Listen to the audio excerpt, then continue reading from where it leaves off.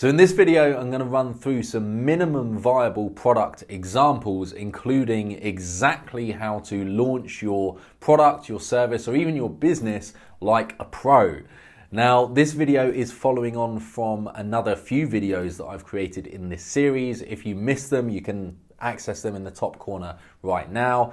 And as we go through this, I'm also going to give a little bit of an explanation of what a minimum viable product actually is and how you should implement these strategies across a few different types of business models.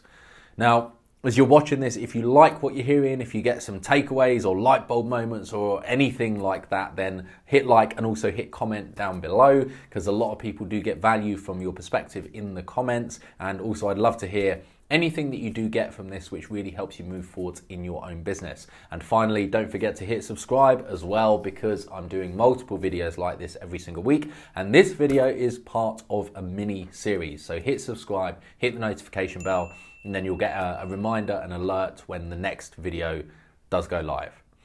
Now, first of all, let's start by talking about what is an actual minimum viable product, or MVP, as you'll often heard it called or hear it called in business.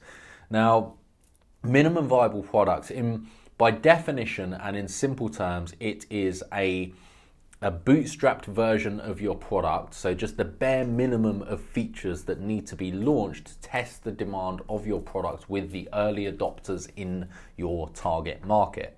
Now, the thing with a minimum viable product is that it doesn't always need to be even an actual product. You can often do MVP launches based on concepts or ideas or theories or principles rather than a physical product.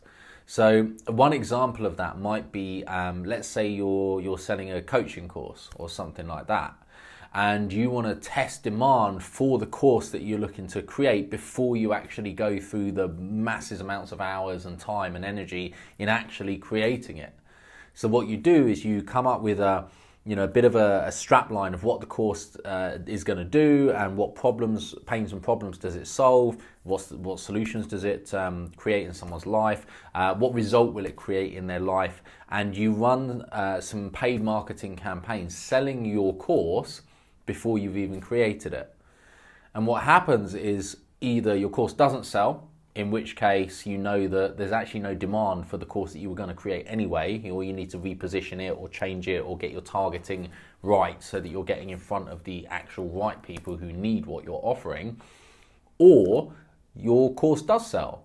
And if it does sell, well, fantastic. What you can do then is you can immediately or even before you launch it, you might create the first module or two of your course, right? So you just do the first module or two. Then as soon as you start selling it, you then start creating the follow-up modules behind the first module. And let's say you set up your course so that people can only access one module per week, and there's exercises each week that they have to go through as part of your course to help them move forwards in the area that your course solves, whatever that may be. Let's say it's photography lessons or something like that. All right, so one module per week, somebody can go through as they go through your course, and you create those modules week by week as someone is actually going through your course. And the benefit of this is that you create the whole course only after you started actually selling it to people and you've proven that there's a demand. So that would be an MVP launch strategy for course creation. Now, another example is in one of my businesses. It's called Bamboo Bar, and we do an eco-friendly deodorant product. Now, we came up with the idea of the product. I was actually in Guangzhou in China, and I was going to the Canton Fair to go and find bamboo suppliers for this product. Happened to be in Asia anyway. I wouldn't have necessarily gone all the way to China if I wasn't over that side of the world in the first place. But the point is that we pre-sold the product, the idea of the product, way before we even physically had a product. So what happened was we launched paid ads to 3 different target markets. So environmental, people interested in environmentalism and sustainability, people interested in home design, interior decor, and another group that were interested in, I think it was interior design. And we tested these campaigns selling the Bamboo Bar product, and the imagery for the product in the ad and on the Shopify store was CGI imagery. So we used Upwork.com to pay a CGI artist to design images, pictures of our product, which we could do for a fraction of the cost that it would have taken to manufacture the actual product and then get it imported. And obviously to go through manufacturing, we'd need to order a minimum 1,000 unit quantity. And the whole process would have been extremely long-winded. But instead we got CGI designs, $400 for 12 images. We used those images across our Shopify store and in our ads. We then tested those different target markets. One of them performed really well, and we were selling at a £25 unit cost with a £6 cost per sale. So we proved that the market wants the product. Once we've proven that the market wants the product, we then go into the manufacturing process and start developing the product from scratch. Now, what happened when we sold the product is they would then, the person who bought would automatically then receive an email that said, hey, so sorry, product's actually out of stock. However, you've been given a full refund and here's a discount code to use when we next have our product in stock.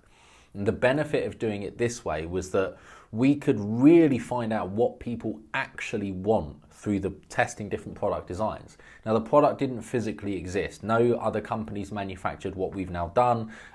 It was something that we conceptualized from scratch. And obviously to bring that to market would be quite capital intensive. Now, it didn't exist, I'm guessing, because it was quite capital intensive. And to even get to the point of establishing that there was a demand, nobody would want to produce the product before establishing there's a demand, which is why we had to establish a demand first before we could go to manufacture. All right, so that's another example of minimum viable product launch strategy. We sold a product before the product existed, refunded the people because we needed to test buyer intent. We needed to test that people actually were willing to pay for the product. We couldn't just say, hey, enter your email address and we'll let you know when it's available, because that's not buyer intent. Like, people will sign up, but they won't necessarily purchase. So we needed to test the purchase. Another example of minimum viable product launch strategy or lean startup launch strategy could be to pre-sell a product before it actually exists. So things like Kickstarter, for example. Kickstarter is a crowdfunding platform where business owners or product creators can list their product ideas on Kickstarter, and if people really like the idea and they want to see this product, they can fund and back this project. And what happens is, as a result of funding and backing this project, for the amount they fund, they would receive something from you as a business owner in return. So you might say, hey, if anyone pledges $50 or more, they will receive two versions of our products from scratch and a special thank you certificate for being one of the first to bring this product to market, or something like that. And so people fund your project, and then if you hit the threshold that you need to hit to cover the costs of manufacturing and bringing it to market, you would then receive the payment from Kickstarter. Then you can go to manufacture, and then you just fulfill on all your orders and obligations for the people that funded you. Right, so Kickstarter is another example of minimum viable product strategy. The minimum viable product is literally just an idea that you've listed on Kickstarter, and if people like the idea, they back it.